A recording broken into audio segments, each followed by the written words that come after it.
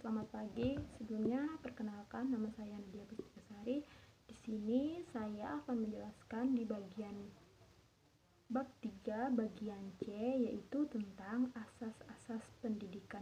Nah, di sini di dalam asas-asas pendidikan itu terdiri dari 7 bagian, yaitu yang pertama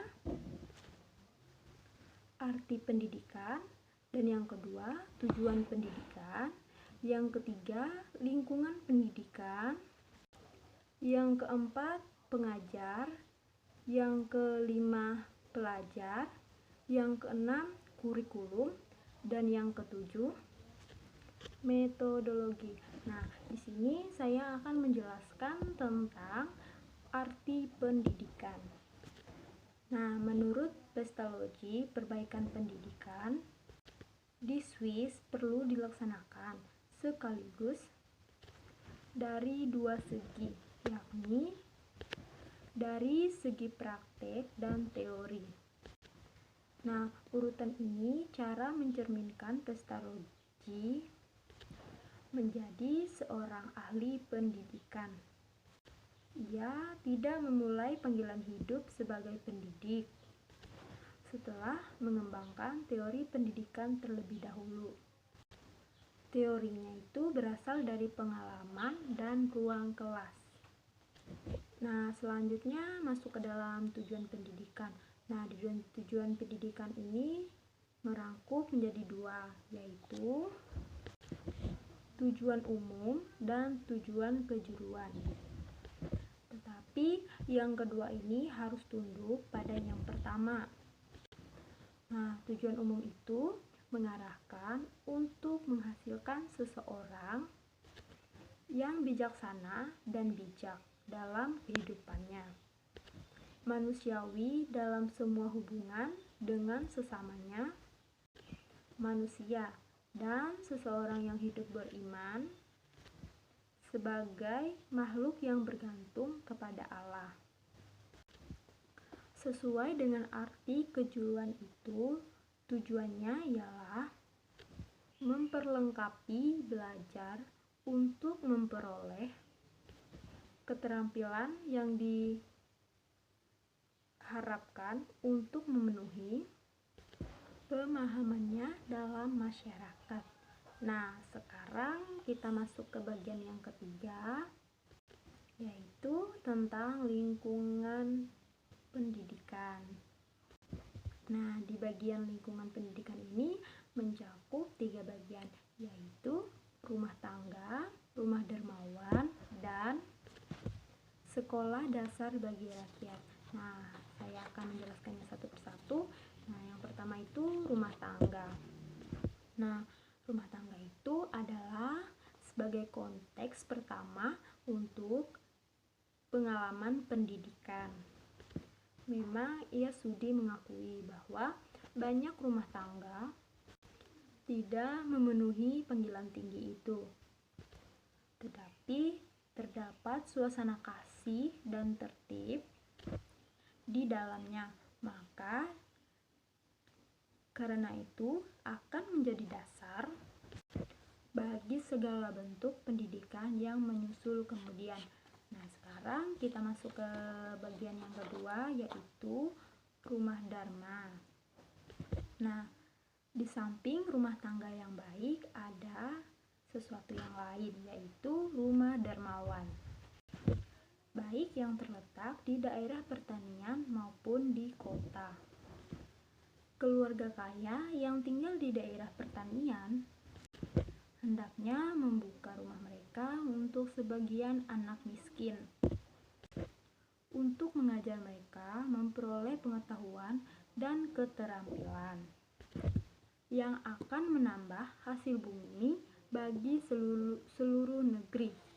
Nah, selanjutnya saya akan menjelaskan yang bagian yang ketiga, yaitu tentang sekolah dasar bagi rakyat. Kedua lingkungan, rumah tangga dan rumah dermawan itu tidak mengurangi untuk melakukan sekolah dasar. Karena bimbingan yang lebih lengkap dan lebih teratur seperti yang disebarkan di atas tidak akan mendapatkan anak-anak dalam kebanyakan rumah tangga dan rumah dermawan. Nah, dengan begitu, Pestalozzi ingin memberikan sebuah kesempatan belajar anak yang ditinggalkan oleh sistem pendidikan yang berlaku di Swiss dan negeri lain pula. Sekolah dasar yang dimaksud Pestalozzi bagi anak-anak miskin perlu mewujudkan sikap kerumah tanggaan yang paling baik di dalamnya, yakni persekolahan hendaknya berlangsung dalam suasana kasih ibu, keringanan, ketertiban, swadisiplin, latihan bagi akal, tangan dan badan, serta kesalehan sungguh-sungguh. Nah, sekarang saya akan menjelaskan bagian yang keempatnya, yaitu tentang pengajar. Nah, di pengajar ini terdiri dari 4 bagian, yaitu yang pertama si ibu, dan yang kedua guru sekolah, yang ketiga si anak, dan yang keempat pengalaman hidup. Nah, di sini saya akan menjelaskan satu persatu, yaitu kita akan menjelaskan yang pertama, yaitu si ibu. Ibu disebut sebagai pengajar di sini karena ibu dapat menolong anak untuk mengajar dan memberikan sebuah tugas untuk dikerjakan. Nah, di sini ibu menolong anak-anak untuk membedakan mana yang benda-benda dan ia mengucapkan nama yang benar untuk benda tersebut. Dan ia dapat membimbing anak secara wajar untuk mempertimbangkan benda-benda tersebut menurut sifatnya masing-masing. Nah, antara lain menurut sifat keras, lunak, tinggi, pendek, berat, ringan, berwarna, dan bunyi. Nah, sekarang saya akan menjelaskan bagian yang kedua, yaitu guru sekolah. Ibu adalah jabatan yang terpenting dalam perkembangan si anak. Maka guru sekolah dasar menduduki tempat penting yang kedua. Baik buruknya sifat anak itu tergantung pada kepribadian anak tersebut dan keahlian guru sekolah dasar itu. Kalau ia gagal dalam tugasnya, tidak hanya ia saja yang gagal dalam pribadi, karena kegagalan itu turut melibatkan kegagalan orang lain juga, yakni masyarakat, dan sebaliknya. Jika ia berhasil, maka kebanyakan anak juga berhasil. Nah, sekarang saya akan menjelaskan bagian yang ketiga, yaitu si anak. Si anak adalah pengajar dalam arti bahwa bahan apa saja yang ia tidak mengerti dalam pengalaman itu menjadi miliknya secara pribadi. Nah, selanjutnya bagian yang keempat, yaitu pengalaman hidup. Nah, di pengalaman hidup ini pelajaran umum diajarkan pada setiap orang, entah anak yang berasal dari keluarga kaya dan terdidik, atau dari keluarga yang miskin atau tuna aksara. Nah, pelajaran itu selalu sama. Dan terdapat pelajaran pribadi yang diajarkan secara khusus kepada setiap orang. Nah, misalnya bakat apapun yang dikaruniai seseorang senantiasa berbeda dengan yang diterima oleh orang lain. Nah, selanjutnya saya akan menjelaskan poin yang kelima, yaitu tentang pelajar.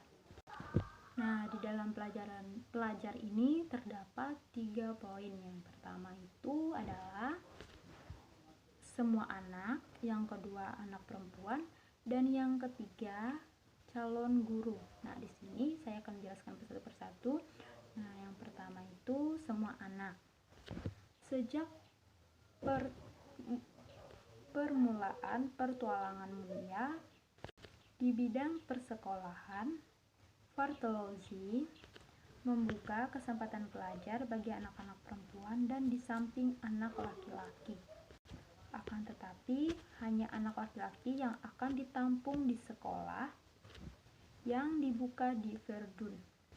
Nah, alasannya praktis dan sementara saja. Dan tidak berarti bahwa ia menyeleweng dari asas-asas yang semula. Nah, tetapi Bartolozzi tidak puas dengan pendidikan tersebut karena tidak mendidik mereka secara khusus untuk mendidik peranan sebagai istri dan ibu kelak. Mengingat bahwa peranan keibuan hampir satu-satunya peranan hidup yang terbuka bagi anak perempuan, pendidikan bagi anak ini amat penting karena tempat pokok yang dimainkan oleh seorang ibu dalam sistem pendidikan yang dipromosikan oleh Bartolozzi. Nah, sekarang masuk yang ke poin kedua, yaitu anak perempuan atau sekolah keibuan. Di sini Bartolozzi memberanikan diri untuk melawan pendapat umum bahwa perempuan tidak mempunyai intelektual yang memungkinkannya memperoleh pengetahuan luas dan berbobot. Nah, sekarang masuk ke bagian yang ketiga, yaitu calon guru. Bartolozzi yakin bahwa semua dana yang dikeluarkan demi maksud memperbaiki kehidupan anak akan gagal. Nah, kecuali masyarakat rela mengingatkan pemuda menerima jabatan guru sebagai panggilan hidup, dan kecuali pemerintah mendirikan perguruan tinggi khusus bagi persiapan bekal guru serta menyediakan uang bagi setiap guru dengan jumlah dengan setara pentingnya pendidikan bagi anak. Nah, sekarang kita akan melanjutkan penjelasan di bagian ke-6, yaitu kurikulum. Nah, bagian kurikulum ini terdapat 3 hal pentingnya, yaitu yang pertama, kurikulum untuk pendidikan akal. Nah, dan yang kedua, kurikulum untuk pendidikan tangan. Nah, selanjutnya yang ketiga ialah kurikulum untuk pendidikan moral dan keagamaan. Selanjutnya kita masuk ke bagian yang ke-7, yaitu metodologi. Nah, di dalam metodologi ini terdapat 3 poin. Yang pertama ialah metode mengajarkan mata pelajaran intelektual yang berhubungan dengan 3 jenis pengalaman yang dilambangkan dengan 3 kata yang disebutkan, yakni bahasa, bentuk, dan jumlah. Nah, yang kedua ialah metode mengajarkan mata pelajaran jasmani. Dan yang ketiga adalah metode mengajarkan mata pelajaran akhlak dan agamawi. Nah, mungkin penjelasan saya sampai di sini. Terima kasih. Shalom. Selamat pagi.